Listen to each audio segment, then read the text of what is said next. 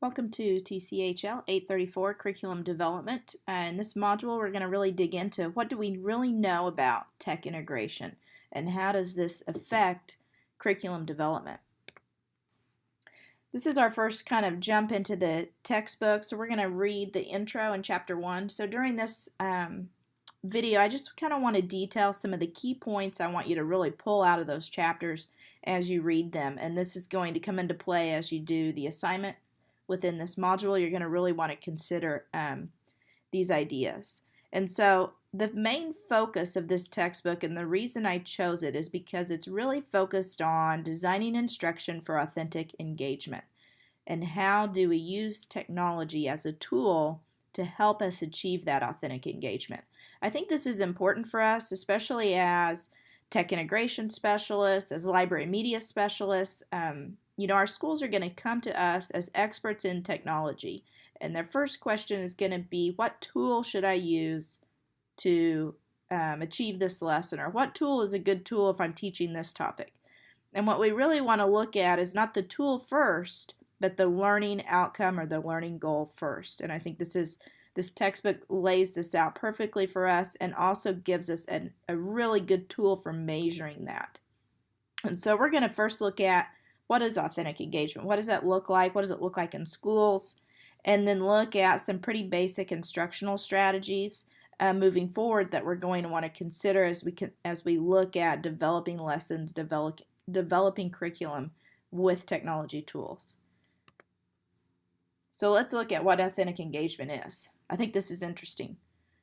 What is it? Well, we know that it has to be the learning outcome first, right? And the technology second. Just because we see a student using a technology tool, they're engaged in that tool, they look like they're having fun, does not mean that we have authentic engagement and that they are expanding their learning outcome. So as we're developing curriculum, as we're helping our district develop curriculum, we always want to come back to that question. What's the learning outcome? Let's look at it and examine what that outcome is. And then our second goal is, okay, what does technology look like when we're trying to achieve that outcome? What technology is going to help us get there? Okay, so it's really tackling curriculum with that mindset. Learning outcome first, technology implementation second.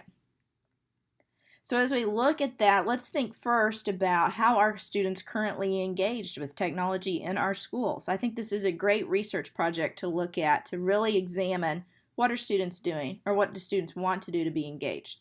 So this is out of a called the Speak Up Digital Research Project for Digital Learning, and they asked students, parents, teachers, and building leadership through a survey tool how they're currently engaged in technology, what role is technology playing in learning. And these are kind of the top 10 items that they came away from that survey results with, related to what students are saying. So it's interesting, students are saying that they're using video, okay, whether that's watching online videos. Interesting, 74% of 6th and 8th graders say they watch online videos for schoolwork, okay. What class do they do it the most in? Interesting, is science, okay. Learning via YouTube. 38% of students are finding online videos to help with their homework, okay. 27% are saying their teachers direct them to regularly watch videos. And students are mobilists, okay. This doesn't surprise us, right? You probably see what those middle school and high school kids look like when they walk out of the building at the end of the day. What's the first thing they do? They've probably got their nose in their phone, right? So 72% of 6th and 8th graders have access to a mobile device. This was what was even interesting to me, and I guess I didn't realize this percentage had gotten so high. 46% of 3rd to 5th graders are now smartphone users. Okay, so even if you're a 3rd grade teacher, almost half of your class can have access to a smartphone, maybe using it for homework or maybe using it in the classroom. Okay. Digital gaming, kids are still into that. They want access to more digital games. 53% say they've received better grades by using technology within their learning, okay, within digital games. That's pretty interesting. I like number 4, students want to code, especially girls.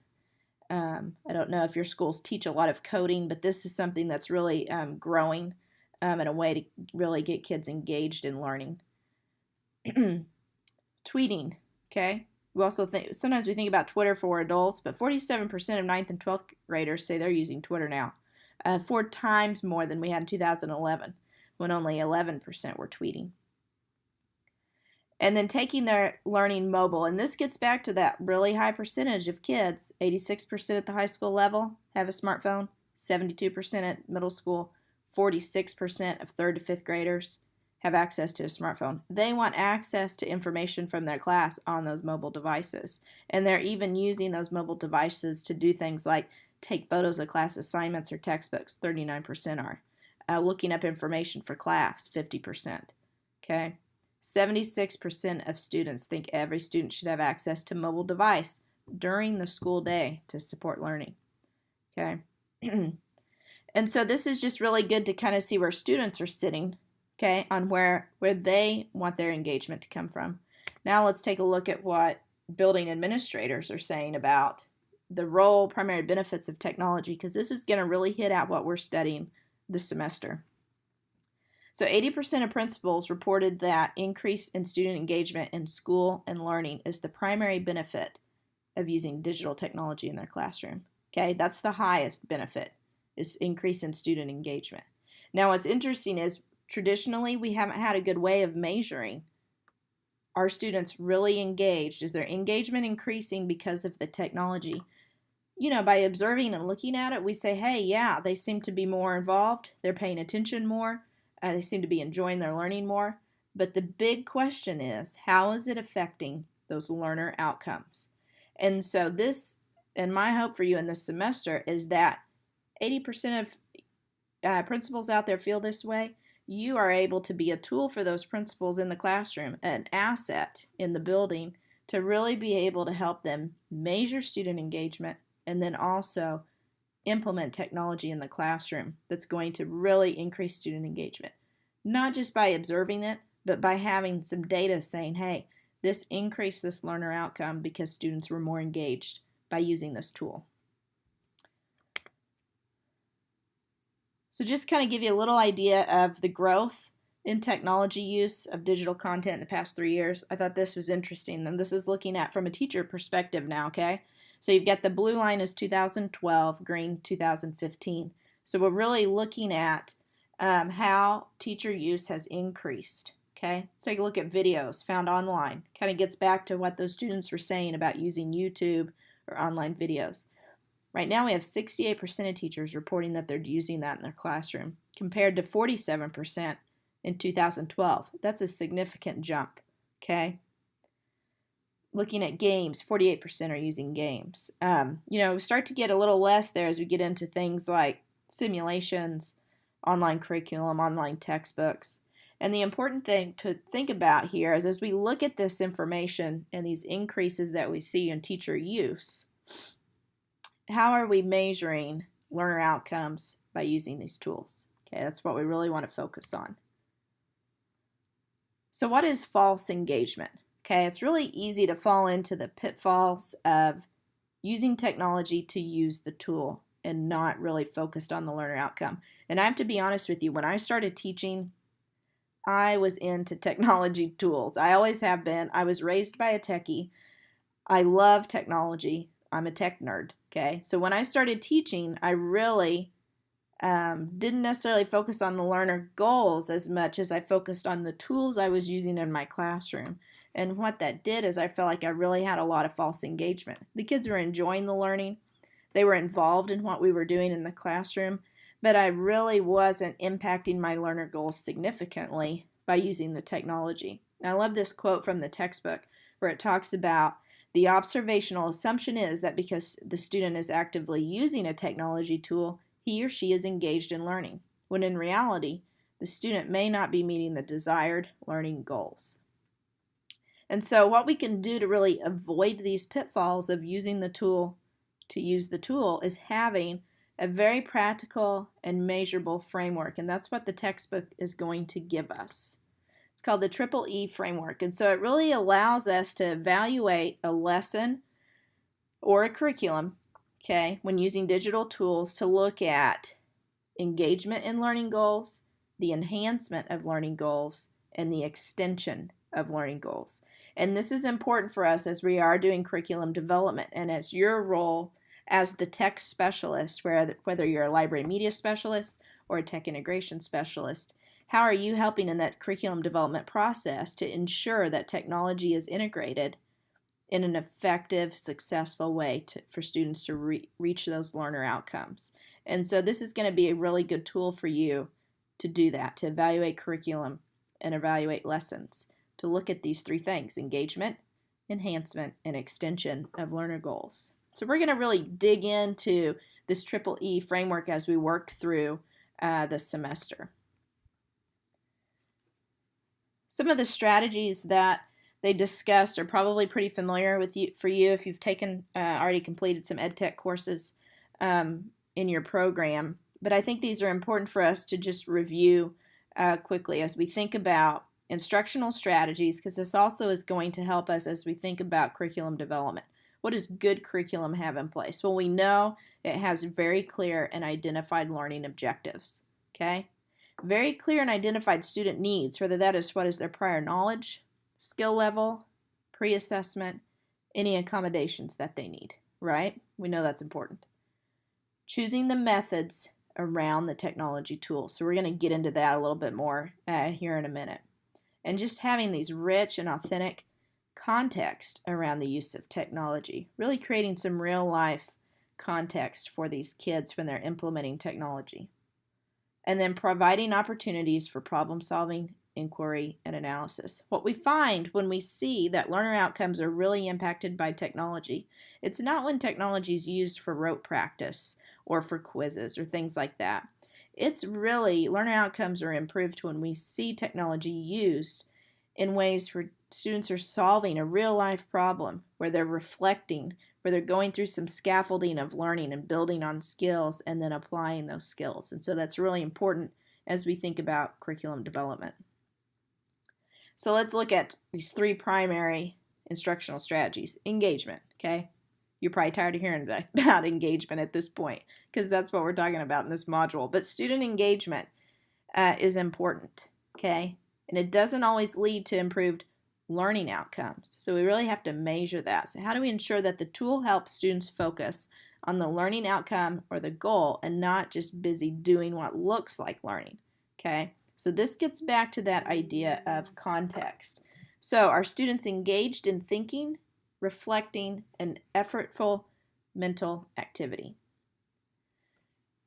Second is access. So really increasing access to tools also does not increase student engagement. This gets back to how I felt like I was the first year I was out teaching in a special education classroom. My kids, were using technology a lot, but just because they had access to those tools did not necessarily mean that I was increasing that engagement, improving learner outcomes. So I thought it was interesting the author mentioned one-to-one schools and how those schools are more likely, research has shown, to focus on creating content and learning materials around technology tools rather than drill and practice approach to technology use. I don't know if any of you are in a one-to-one setting, but I do find that interesting that, I think sometimes schools in that one-to-one access, they do see it as a tool for engagement and increasing those learner outcomes because they have access to that technology throughout the entire school day. And so as they're looking at curriculum development, as they're developing their lessons, that tool is really becoming embedded in what they do. And so I think you're more likely to focus on creating content learning materials around the tool rather than just using it for drill and practice. And then finally, authenticity and prior knowledge. We know that research on prior knowledge and accessing it is essential to successful learning. Additionally, we know authentic context helps students have deeper learning, right? So we really need to think about how do we use technology to create these authentic experiences, these real-life problems, real-life tasks, and giving students access to experts in the field that will help impact their learning and really increase how they see this learning being used in the real world. Finally, co-use. Okay, I like the study that they referred to here. Linda Darling Hammond, if you don't know that name by now, you will by the end of your program. She writes a lot in the EdTech field and she's kind of the go-to person as an expert in ed tech. She did a study in 2014, and you are going to read some of that study later in this module, but it found that there were significant successful outcomes when technology is used in co-use or co-engagement situations. So it's really interesting because it deepens learning when we connect with others. You think about even how we learn as adults. We learn better. We have a deeper understanding of the content when we are interacting with others about that content. We're discussing it. We're solving a problem together. Okay? So let's look at a couple ways we can do that. Okay? Pairing students on a device is one way we could do that to really work together through a learning activity. Checking from understanding. I like this, and there's several ways you can do it. Okay, you can do it as the teacher, sitting down with the student and asking questions, checking their understanding, making sure they're making connections between those learning goals and the digital tool. You could also have a volunteer parent come in and do this. But you could also have older students come in and assist you from older grades, especially, if you work like in an elementary school setting. So, kind of giving those older students some prompts and questions to ask to help the students work through the activity and make sure that they're really making those connections. Anyway, you can do kind of a pair and share, whether you do it as a whole group, interactive, or in small groups. After you do an activity, have students getting together and discussing. Really teaches kids to reflect on what they're learning, and it really makes it more meaningful for them. Another thing that you can do is parent engagement. And, as a parent myself, having kids come home from school, and you know how that is. Sometimes you have kids come home and you say, hey, what'd you do today? Oh, nothing, school was fine. Really being able to use some of these parent engagement ideas to help parents become more active in the learning process is a great way to deepen learning and take advantage of that co-use concept. So giving parents some ideas of how to use tools together with their child after school. Also giving them some supports on how do I talk my child through reflecting on this activity. What does this look like? Right? Because we have a lot of parents who don't have the training we do, right? In really helping their child understand deeper. So giving them those prompts of questions I ask as my child's doing this activity to really help them make those deeper connections. And so I want you to just think about these in depth. You're going to read a couple articles that kind of get into more specifics of this whole idea of engagement and what that looks like. And then we're going to do a discussion during this module about false engagement, about active engagement, and really look at what do we see in our schools related to this in our own classrooms, and how can we improve engagement.